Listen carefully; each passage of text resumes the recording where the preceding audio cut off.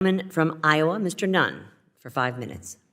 Thank you, Madam Chair, and privileged to have another Midwesterner sitting up here. Your appreciation for capital outside the VC bubbles of certain communities is much appreciated, and I think something that we would like to talk about today. You know, as we sit here today, roughly 11 years after a divided Congress passed the Jumpstart Our Business Startups Act, or the Jobs Bill of 2012, we are still faced with similar challenges to help all entrepreneurs, many of you here in this room, as well as our Main Street shops, our small farmers, and the small businesses that grow off of them.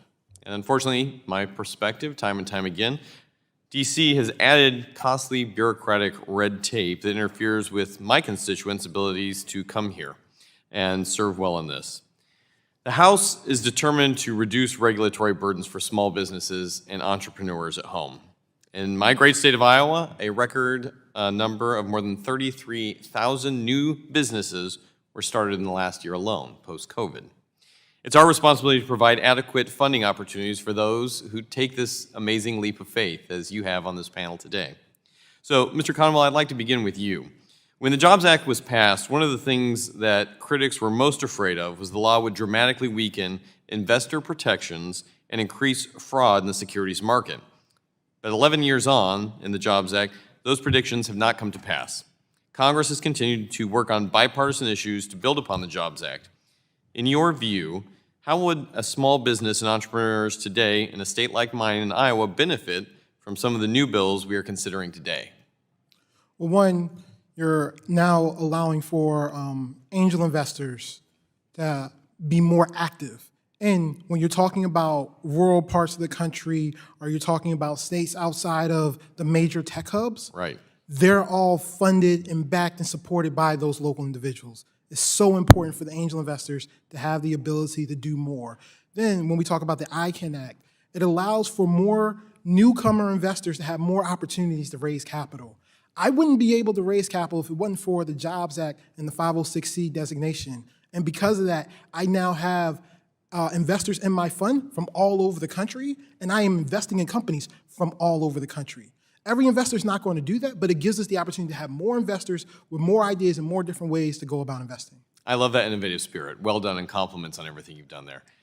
Ms. Gladney, I'd like to speak with you on this as well. According to the SEC's office, the advocate for small business capital formation, small businesses have accounted for 66% of the employment growth over the past 25 years. However, 89% of entrepreneurs claim that access to capital is limiting their small business. In fact, 78% claim it's limiting their day-to-day operations, which is very scary for a small entrepreneur. Could you please talk about your experience during the early stages with WorkTorch, and specifically in Kansas?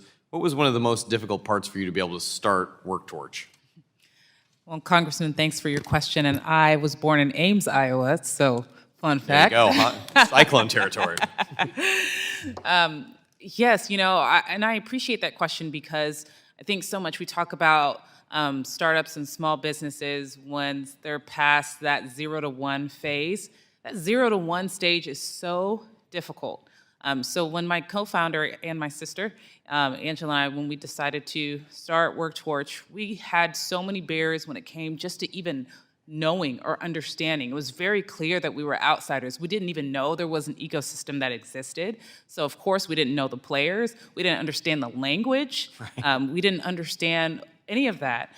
So just even trying to get from 0 to 1 was so challenging, which is why we had to do something so risky as taking our 401ks, because we were seen as outsiders.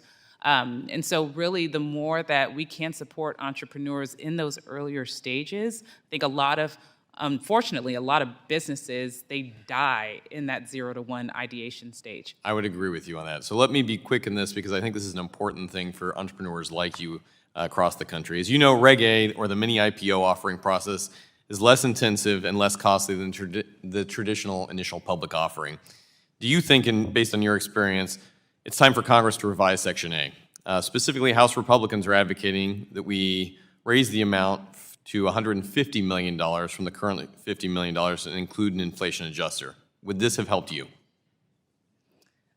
Absolutely. You know, Yeah. I think just increasing the access, of course. I mean, there's Absolutely, it would help. You know, I see that the time is running out, so I just want to keep it brief. Thank you for your service. I yield back my time. Thank you.